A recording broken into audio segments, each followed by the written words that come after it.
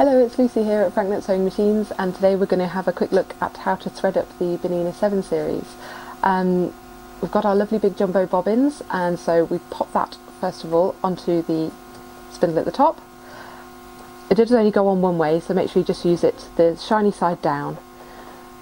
Going to thread up our thread, and always use the right spool cap for the size spool that you're actually putting on there. You can use big king spools on here, you can use these smaller Gutterman ones, but always make sure you've got the correct size spool cap.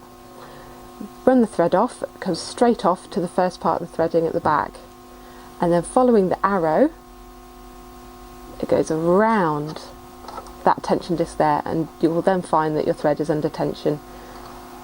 Then over to the bobbin and wind that around again in the direction of the arrow, just a few times to get it started, and flick over your bobbin winder motor. You can see on the screen then that we can actually adjust the speed of the bobbin winder, but it will be set at kind of a default of about 64.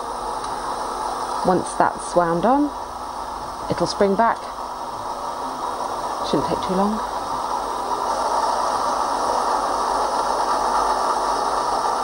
And it will stop automatically as well. Lovely. You then pull off your bobbin.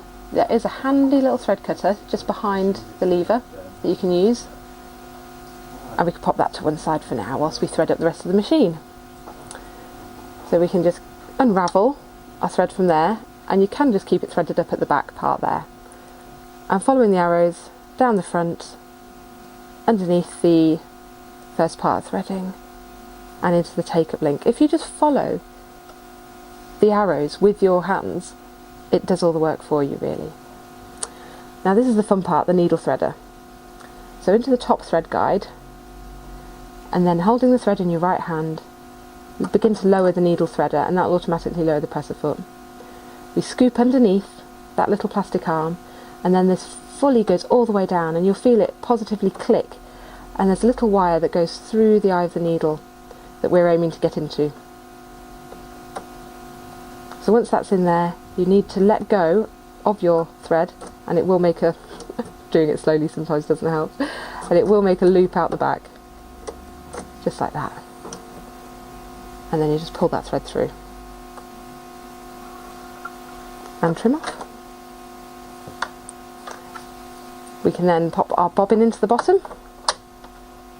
We have a similar safety mechanism on there as well with the needle plate too. There's only one way that it goes in, which is really useful, and pull that through the wire mechanisms and gently push it in.